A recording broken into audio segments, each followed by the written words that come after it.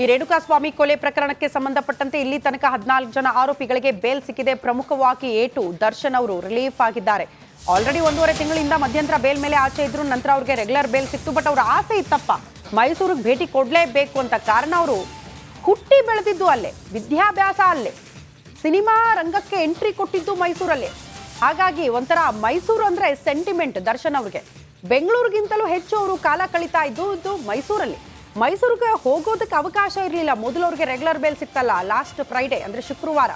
ಆ ನಂತರ ಮತ್ತೆ ಒಂದು ಅರ್ಜಿ ಸಲ್ಲಿಕೆ ಮಾಡಿದ್ರು. ಇಲ್ಲ ಮೈಸೂರಿಗೆ ಹೋಗಲೇಬೇಕು, ಅಲ್ಲಿ ಪ್ರಾಣಿಗಳ ವಿಚಾರವನ್ನು ಪ್ರಸ್ತಾಪ ಮಾಡಿದ್ರು, ಹೆತ್ತ ತಾಯಿಯ ವಿಚಾರವನ್ನು ಪ್ರಸ್ತಾಪ ಮಾಡಿದ್ರು. ಇದೆಲ್ಲ ಕನ್ಸಿಡರ್ ಮಾಡಿ ಕೋರ್ಟ್ ಇಲ್ಲ ಮೈಸೂರಿಗೆ ಹೋಗಬಹುದು ಅಂತ ಅವಕಾಶ ಕೊಡ್ತು. ಸರಿಸುಮಾರು 7 ತಿಂಗಳ ಬಳಿಕ ದರ್ಶನ್ ಮೈಸೂರಿಗೆ ಭೇಟಿ ಕೊಟ್ಟಿರೋದು ನಮಗೆಲ್ಲ ಗೊತ್ತು. ಜೊತೆಗೆ ಡಿ ಬಾಸ್ ಅಭಿಮಾನಿಗಳಿಗಂತೂ ಹೇಳದ ಬೇಡ. ನಾವು ಡಿ ಬಾಸ್ ಎಲ್ಲಿರ್ತಾರೆ ಅಂದರೆ ಫಾರ್ಮ್ ಹೌಸ್, ಮೈಸೂರಿನ ಫಾರ್ಮ್ ಹೌಸ್. ಸೊ ಈಗಲೂ ಕೂಡ ಆರಾಮಾಗಿ ಹೊರಗಡೆ ಬಂದ ಮೇಲೆ ಅಲ್ಲೇ ಓಡಾಡ್ತಿದ್ದಾರೆ, ದೃಶ್ಯ ನೋಡ್ತಾ ಇದ್ರಿ. ಬಟ್ ಬಹಳ ಇಂಟ್ರೆಸ್ಟಿಂಗ್ ಅನ್ಸಿದ್ದು ಅಂದ್ರೆ, ನಿಮಗೆಲ್ಲ ನೆನಪು ಮಾಡ್ತೀವಿ ನಾವು, ರೇಣುಕಾಸ್ವಾಮಿ ಕೊಲೆ ಆದಂತಹ ಸಂದರ್ಭದಲ್ಲಿ ದರ್ಶನ್ ಅವರನ್ನ ಕಸ್ಟಡಿಯಲ್ಲಿ ಇಟ್ಕೊಂಡಂತಹ ಸಂದರ್ಭದಲ್ಲಿ ಟಾರ್ಪಲ್ ಹಾಕಿದ್ರು, ಅಂದ್ರೆ ಶಾಮಿಯಾನ ಹಾಕಿದ್ರು ಪೊಲೀಸ್ ಸ್ಟೇಷನ್ಗೆ. ಯಾರಿಗೂ ಕೂಡ ಒಳಗಡೆ ಬೆಳವಣಿಗೆಗಳು ಗೊತ್ತಾಗಬಾರ್ದು ಅಂತ. ಅದೇ ಮಾದರಿಯಲ್ಲಿ ತಮ್ಮ ಫಾರ್ಮ್ ಹೌಸ್ಗೂ ಕೂಡ ಟಾರ್ಪಲ್ ಹಾಕಿದ್ದಾರೆ ದರ್ಶನ್.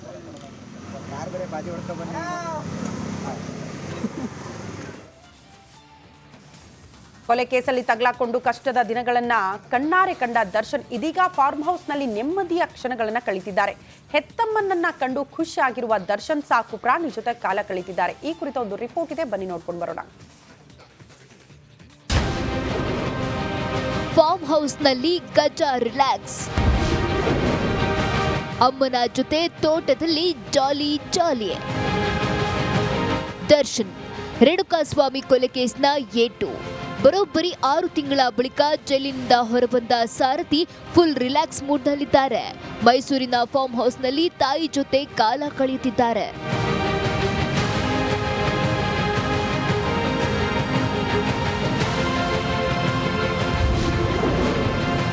ಸಾಕು ಪ್ರಾಣಿಗಳ ಜೊತೆ ಟೈಮ್ ಪಾಸ್.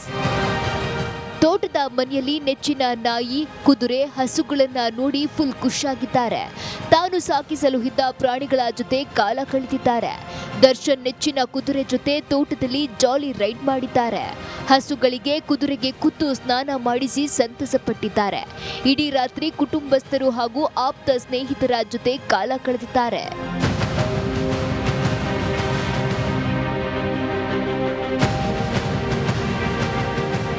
ಇನ್ನು ಮಗನನ್ನ ನೋಡಲು ಫಾರ್ಮ್ ಹೌಸ್ಗೆ ಬಂದ ತಾಯಿ ಮೀನಾ ತೂಗುದೀಪ್ ಕೂಡ ಸಂತಸ ಪಟ್ರು. ಕಾರು ಇಳಿತಿದ್ದಂತೆ ತಾಯಿಯ ಆಶೀರ್ವಾದ ಪಡೆದ ನಟ ದರ್ಶನ್ ಮಗನನ್ನ ನೋಡಿ ತಾಯಿ ಭಾವುಕರಾದ್ರು. ಕೆಲ ಸಮಯ ಮಗನಿಗೆ ಬುದ್ಧಿ ಮಾತು ಹೇಳಿದ ತಾಯಿ ಮುಂದಿನ ದಿನಗಳಲ್ಲಿ ಒಳ್ಳೆಯವರನ್ನ ಜೊತೆಲಿಟ್ಕೊಳ್ಳುವಂತೆ ಸಲಹೆ ನೀಡಿದ್ದಾರೆ ಎನ್ನಲಾಗಿದೆ.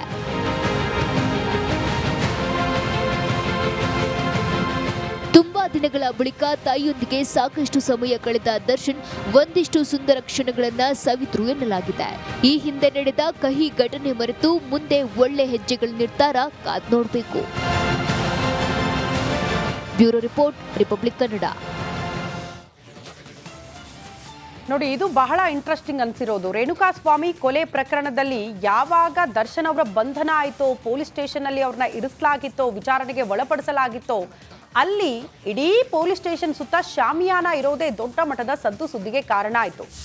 ನಮ್ಮ ಕ್ರೈಮ್ ರಿಪೋರ್ಟರ್ಗಳು ಹೇಳಿದ್ರು 10-12 ವರ್ಷ ಆಯಿತು, 20 ವರ್ಷ ಆಯಿತು, ಯಾವತ್ತೂ ಕೂಡ ಇಂತಹ ಪ್ರಕರಣದಲ್ಲಿ ಶಾಮಿಯಾನ ಪೊಲೀಸ್ ಸ್ಟೇಷನ್ಗೆ ಹಾಕಿದ್ದೇ ನೋಡಿಲ್ಲ ಅಂತ, ಇತಿಹಾಸನೇ ನೋಡಿರಲಿಲ್ಲ ಅಂತ. ಈ ಪ್ರಕರಣದಲ್ಲಿ ಶಾಮಿಯಾನ ಹಾಕಿರುವಂಥ ಇತಿಹಾಸ ಕೂಡ ಕ್ರಿಯೇಟ್ ಆಗಿ ಹೋಗಿತ್ತು. ಅದನ್ನೇ ಈಗ ಕಾಟೇರ ಕೂಡ ಕದ್ದಿದ್ದಾರಂತೆ ಐಡಿಯಾನ. ದರ್ಶನ್ ಫಾರ್ಮ್ ಹೌಸ್ಗೂ ಕೂಡ ಟಾರ್ಪಲ್ ಹಾಕ್ಬಿಟ್ಟಿದ್ದಾರೆ. ಫಾರ್ಮ್ ಹೌಸ್ ಗೇಟ್ಗೆ ಟಾರ್ಪಲ್ ಸುತ್ತಿ ಬಿಟ್ಟಿದ್ದಾರೆ ಸಿಬ್ಬಂದಿ. ಟಾರ್ಪಲ್ ಸುತ್ತಿ ಗೇಟ್ಗೆ ಬೀಗ ಹಾಕಿದ್ದಾರಂತೆ ಸಿಬ್ಬಂದಿ. ಟಿ ನರಸೀಪುರ ರಸ್ತೆಯಲ್ಲಿರುವ ದರ್ಶನ್ ಫಾರ್ಮ್ ಹೌಸ್ನಿಂದ ರಿಪಬ್ಲಿಕ್ ಕನ್ನಡ ಎಕ್ಸ್ಕ್ಲೂಸಿವ್ ಆಗಿ ವರದಿಯನ್ನು ನಿಮ್ಮ ಮುಂದೆ ಇಡ್ತಾ ಇದೆ. ಯಾರಿಗೂ ಕೂಡ ನಟ ದರ್ಶನ್ ಒಳಗಿದ್ದಾರೆ ಅನ್ನುವಂಥ ಮಾಹಿತಿನೇ ಗೊತ್ತಾಗಬಾರ್ದು. ಒಳಗಡೆ ಅವ್ರ ಚಲನವಲನ ಯಾರಿಗೂ ಗೊತ್ತಾಗಬಾರ್ದು. ಇನ್ಫ್ಯಾಕ್ಟ್ ಮಾಧ್ಯಮಗಳ ಕಣ್ತಪ್ಪಿಸೋ ಪ್ರಯತ್ನ ಎಲ್ಲ ರೀತಿಯಲ್ಲೂ ಕೂಡ ದರ್ಶನ್ ಅವರು ಮಾಡ್ತಿದ್ದಾರೆ ಅನ್ನೋದು ಬಹಳ ಸ್ಪಷ್ಟ. ದೃಶ್ಯ ನೋಡ್ತಾ ಇದ್ದೀರಿ. ಅವರ ಹಾಟ್ ಫೇವ್ರೆಟ್ ಸ್ಪಾಟ್ ಇದು ಫಾರ್ಮ್ ಹೌಸ್, ಮೈಸೂರಲ್ಲಿದೆ. ಎಲ್ಲ ಕಡೆ ಕೂಡ ಟಾರ್ಪಲ್ ಹಾಕಿದ್ದಾರೆ. ಸೊ ಯಾವುದು ಕೂಡ ಗೊತ್ತಾಗಬಾರ್ದು ಅಂತ. ಅಂದರೆ ಗೇಟ್ನ ಕಂಪ್ಲೀಟ್ ಆಗಿ ಕ್ಲೋಸ್ ಮಾಡಿದ್ದಾರೆ. ನಮ್ಮ ಪ್ರತಿನಿಧಿ ಅಲ್ಲಿಂದ ಒಂದು ಪ್ರತ್ಯಕ್ಷ ವರದಿ ಕೊಟ್ಟಿದ್ದಾರೆ, ನೋಡ್ಕೊಂಡು ಬರೋಣ. ರೇಣುಕಾಸ್ವಾಮಿ ಕೊಲೆ ಆರೋಪಿ ನಟ ದರ್ಶನ್ಗೆ ಜಾಮೀನು ದೊರೆತಿದೆ. ಈಗಾಗಲೇ ಕಳೆದ 6-7 ತಿಂಗಳಿಂದ ಬಳ್ಳಾರಿ ಜೈಲಿನಂತಹ ನಟ ದರ್ಶನ್ ನಿನ್ನೆ ಮೈಸೂರಿಗೆ ಆಗಮಿಸಿದ್ದಾರೆ. ಮೈಸೂರಿನ ಫಾರ್ಮ್ ಹೌಸ್ನಲ್ಲಿ ಈಗಾಗಲೇ ರಿಲ್ಯಾಕ್ಸ್ ಮಾಡಲಿರುವಂಥದ್ದು. ನನಗೆ ಸದ್ಯ ಮೈಸೂರಿನ ಟಿ ನರಸೀಪುರ ರಸ್ತೆಯಲ್ಲಿರುವಂತಹ ವಿನೀಶ್ ದರ್ಶನ್ ಅಂದರೆ ಅವರ ಪುತ್ರನ ಹೆಸರಿರುವಂತಹ ಫಾರ್ಮ್ ಹೌಸ್ ಬಳಿ ಇದ್ದೇನೆ. ಈ ದೃಶ್ಯ ಸಹ ಗಮನಿಸ್ತಾ ಇರ್ಬೋದು. ಇಡೀ ತೋಟ ಸುಮಾರು 20 ಎಕರೆಗೂ ಎಷ್ಟು ವಿಸ್ತೀರ್ಣ ಹೊಂದಿರುವಂತಹ ತೋಟ ಇದು. ದರ್ಶನ್ ಅವರಿಗೆ ಸಾಕಷ್ಟು ಅಚ್ಚುಮೆಚ್ಚಿನ ತೋಟ ಆಗಿದೆ. ಸೊ ಹೀಗಾಗಿ ಈ ಒಂದು ತೋಟಕ್ಕೆ ಸುಮಾರು 15 ಅಡಿ ಕಾಂಪೌಂಡಲ್ಲೂ ಕೂಡ ಹಾಕಿಸಿದ್ದಾರೆ.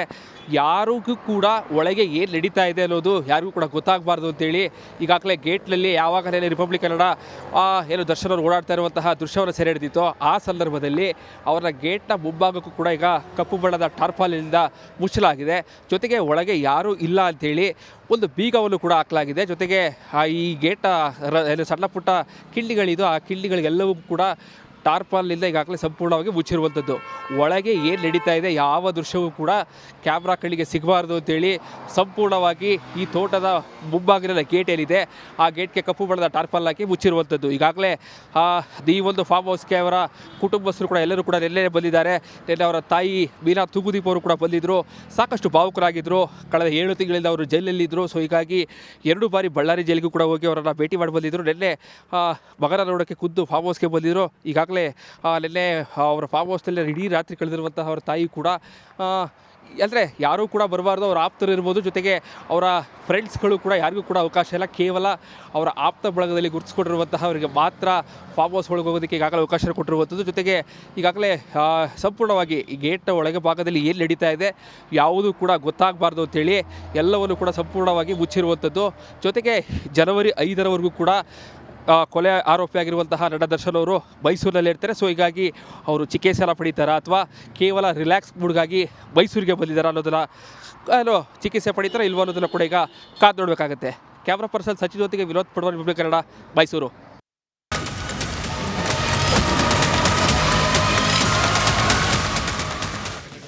ಮೈಸೂರಿನಲ್ಲಿ ಒಂದು ಕಡೆ ನಟ ದರ್ಶನ್ ಎಷ್ಟು ಜಾಲಿ ಮೂಡಲ್ಲಿದ್ದಾರೆ ಅನ್ನೋದನ್ನ ಗಮನಿಸಿದ್ವಿ. ಇನ್ನು ಬೆಂಗಳೂರಿನಲ್ಲಿ ಆರೋಪಿ ನಂಬರ್ 1 ಪವಿತ್ರ ಗೌಡ ಗಲಿಬಿಲಿಗೊಂಡಿದ್ದಾರೆ. ಅವನಲ್ಲಿ ಇವಳಿಲ್ಲಿ ಮಾತಿಲ್ಲ, ಕಥೆ ಇಲ್ಲ. ಈ ಹಾಡು ನಿಮಗೆಲ್ಲ ನೆನಪಿರಬೇಕಲ್ಲ, ಖಂಡಿತ ನೆನಪು ಮಾಡ್ಕೊಳ್ಳಿ. ಇವ್ರ ಕಥೆನೂ ಕೂಡ ಹಾಗೆ ಆಗಿದೆ. ಸುಬ್ಬನ ಭೇಟಿಗೆ ಹಂಬಲಿಸುತ್ತಿದ್ದ ಸುಬ್ಬಿಗೆ ಶಾಕ್ ಎದುರಾಗಿದೆ. ಮೈಸೂರಿಗೆ ಏಕೆ ಹೋಗ್ತಾ ಇಲ್ಲ ಪವಿತ್ರ ಗೌಡ? ಪವಿತ್ರಾಗೆ ಕಾಡ್ತಾ ಇರುವ ಆ 3ನೇ ಕಣ್ಣು ಯಾವುದು? ಇದೇ ಪ್ರಶ್ನೆ ಇರೋದು ಈಗ. ಸುಬ್ಬನನ್ನ ಬೆಂಗಳೂರಲ್ಲಿ ಹೇಗೋ ಕದ್ದು ಮುಚ್ಚಿನೋ ಒಟ್ಟಿನಲ್ಲಿ ಕಣ್ ತುಂಬಿಕೊಳ್ತಾ ಇದ್ಲು ಸುಬ್ಬಿ. ಬಟ್ ಈಗ ಯಾವಾಗ ಮೈಸೂರಿಗೆ ದರ್ಶನ್ ಅವ್ರು ಹೋದ್ರೋ ಅಲ್ಲಿಗೆ ಹೋಗಿ ಭೇಟಿ ಆಗಕ್ಕಾಗಲ್ಲ, ನೋಡಕ್ಕಾಗಲ್ಲ, ಏನು ಅಪ್ಡೇಟ್ ಸಿಗ್ತಾ ಇಲ್ಲ. ಕಾರಣ 3ನೇ ಕಣ್ಣು ದರ್ಶನ್ ಅವರನ್ನ ಕಾಪಾಡ್ತಾ ಇದೆಯಂತೆ. ಆ 3ನೇ ಕಣ್ಣು ಭಯ ಪವಿತ್ರ ಗೌಡ ಅವ್ರಿಗೂ ಶುರು ಆಗಿದೆ.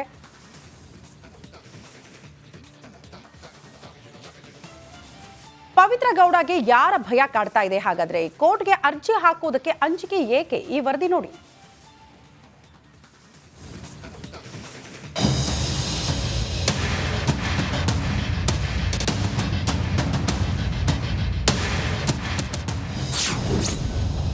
ಲಿಪ್ಸ್ಟಿಕ್ ರಾಣಿಗೆ 3ನೇ ಕಣ್ಣಿನ ಭಯ. ಸುಬ್ಬನನ್ನ ಭೇಟಿಯಾಗಲು ಉಭಯ ಸಂಕಟ. ಪವಿತ್ರ ಗೌಡ ರೇಣುಕಸ್ವಾಮಿ ಕೊಲೆ ಕೇಸ್ನ ನಂಬರ್ 1 ಆರೋಪಿ. ಪೊಲೀಸ್ ತಳಮಹಜರು ವೇಳೆ ತುಟಿಗೆ ಲಿಪ್ಸ್ಟಿಕ್ ಹಚ್ಕೊಂಡು ಪೋಸ್ ಕೊಟ್ಟಿದ್ದ ಬೆಡಗಿ. ಆನೆ ನಡೆದಿದ್ದ ದಾರಿ ಅನ್ನುವಂತೆ ನನ್ನಿಂದ ಗಜ ಇದ್ದಾನೆ ಅಂತ ಪೊಗರು ತೋರಿದ ಮಿಂಚುಳಿಗೆ ಈ ಉಭಯ ಸಂಕಟ ಶುರು.